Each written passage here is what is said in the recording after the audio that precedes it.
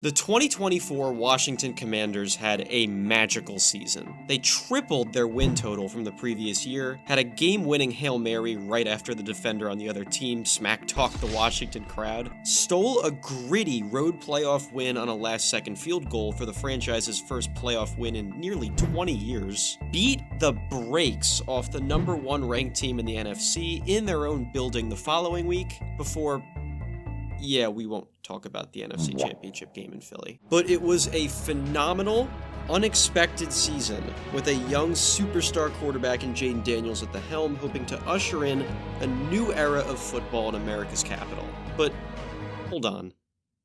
Let's get something clear. Washington Commanders? Yeah, so the football team in Washington, D.C. had another name from 1937 all the way through 2019. From the year they invented Smarties, like the candy, through the year where they invented Fortnite concerts, NFL teams in the city went by one name and only one name. You probably know it very well if you clicked on this, but Washington Redskins. Long before modern controversies surrounding the name, the Redskins were a team often associated with racial insensitivity beyond just the logo and team name. The federal government basically forced them to let non-white players on the team starting in 1961, nearly a decade and a half after Jackie Robinson broke the American team sport's color barrier. Newspapers scrutinized the name as early as the early 1970s. Letters were mailed to the team's ownership after a Super Bowl win in 1988 protesting the name. There was discourse for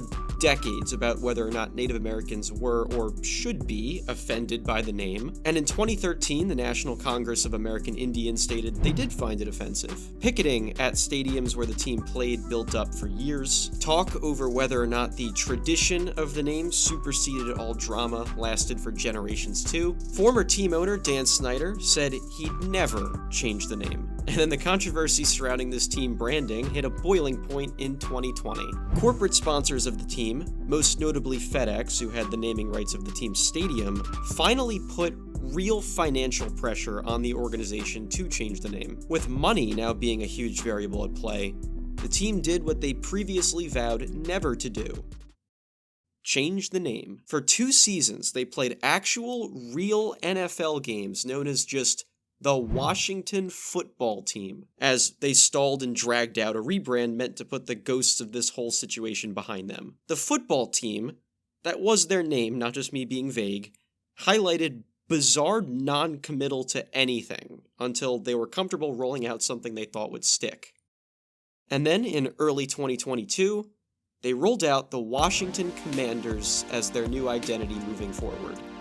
And somehow we still have just as much drama. Native Americans suing the team hoping they'd restore the old name. Donald Trump doing something similar, threatening to block a new stadium deal for the team if they don't un-rebrand and become the Redskins today. Doing this as sitting president of the United States. It's as if the new Commanders branding was so blah and nothing that it didn't even register in the public consciousness. They still keep thinking about the Redskins, for better or for worse, which is exactly the point I want to make today. The Washington Commanders completely screwed up their name change. Not because of any political agenda or was one name better than the other to the point of where lawsuits are necessary saga, but because the Commanders' name and uniforms are terrible. I'm going to propose a radical thought.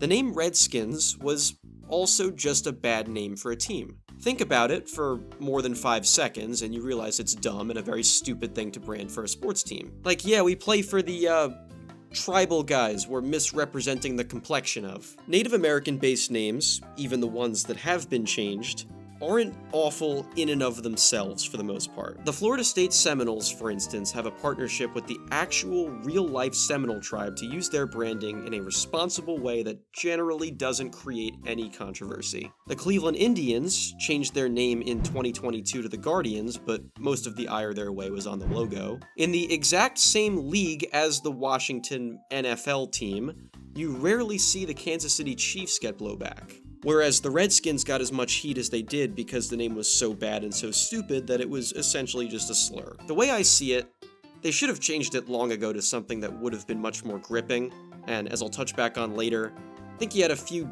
really genuinely great options to use, but instead, they played it as conventionally as possible. The Commanders have a surface-level, low-pizzazz name with low-pizzazz uniforms. All three main uniforms this team rolled out had Charlotte Bobcats vibes to them, and not in a good way. They feel like football teams' uniforms that you would see in like Any Given Sunday or the GTA universe, thinking they're kinda cool and edgy, but couldn't be further in the other direction. What's really exacerbated this is having a good team and a superstar quarterback, but still no cultural impact. Before the 2024 season, 58% of the team's fans said they disapproved of the name, and their fans spent the second least money on merchandise of any team in the NFC the previous year. About 45% less on merch spending from their fans compared to the average team in the league. Only one player was in the NFL's top 50 highest selling jerseys, and that was their criminally underrated star wide receiver Terry McLaurin,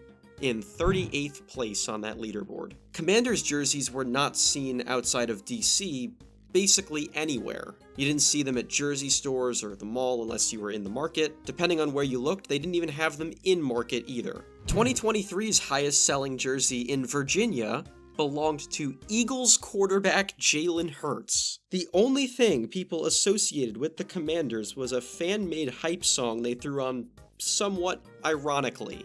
We fight for all DC, who are we? I speak facts, I'm not making riddles. Enter Jayden Daniels. Jayden Daniels was drafted second overall by Washington in 2024. He had the best first 4 games of a season by completion percentage in NFL history. His first 4 NFL games ever, mind you. He broke the NFL record for rushing yards by a rookie quarterback. He broke the rookie record for touchdowns in the fourth quarter or overtime. And he was the most critical piece of a team 1 win away from a Super Bowl appearance. But it took until it was blatantly obvious for the public to respond to that. Daniels, and the Commanders themselves, flew very under the radar nationally despite having a stud rookie QB drafted second overall. And I think part of that is their lack of national cachet and lack of having a brand people wanted to put their money towards. Even after that great season, not one state in the US had Commanders gear as the top-selling NFL team at a lids in the entire country. On November 9th, the Commanders were tied for the 3rd best record in the NFL, but were only 11th in the league in merch sales through the season. Then, when Jayden torched through the NFL playoffs, he and the team had their best sales ever. He was the highest selling jersey in the playoffs and finished 4th place among all players for the whole year. So how could I be complaining if the playoffs gave them a spike, saying I still think the Commanders' rebrand has been a failure? Well, the precedent this organization set last decade reframes the story here. In 2012, Washington drafted quarterback Robert Griffin III second overall. You might know him as that guy who ate the croissant like that one time. RG3 set rookie records for Washington that Jayden Daniels broke. He led Washington to a playoff berth in his rookie year, but lost the first game and suffered a career-ruining injury. Jayden won 2 road playoff games in his first year and won 3 more games in the regular season for good measure. For all intents and purposes, Jayden Daniels was a much better and more impactful rookie than RG3. Doing this in a time period where the NFL rules nearly every corner of American society, Jayden finished 4th in NFL player jersey sales. After all that, RG3 had the highest recorded year of jersey sales in NFL history, and he did it before his playoff game even happened. I think it shines a terrible light on the rebrand, strongly emphasizing its failure and missed potential. If a very comparable player who achieved less for the same team, repping a team name so problematic that it caused protest in the streets, could outdo their better, more successful rookie stud QB on a supposed fresh start, clean slate name. But the Commanders' new name and new uniforms are so uninspired that we've boomeranged back around to bring back the Redskins discourse. And you know what? This didn't have to happen, because a good name with good uniforms would have totally solved the problem. Jayden Daniels jerseys were going to sell no matter what in this country during his playoff run, because that's the impact the NFL has. He'd have done the same jersey sale numbers if he was wearing a Mr. Potato Head costume on the field. The Commanders' rebrand mattered that little in the grand scheme of the circumstances. A superstar young quarterback would have sold wearing anything. But imagine if it was a jersey everyone wanted to buy. I am now going to play the game of discussing what team name and rebrand opportunities that were right in front of Washington the whole time that would have more than likely obliterated the Commanders.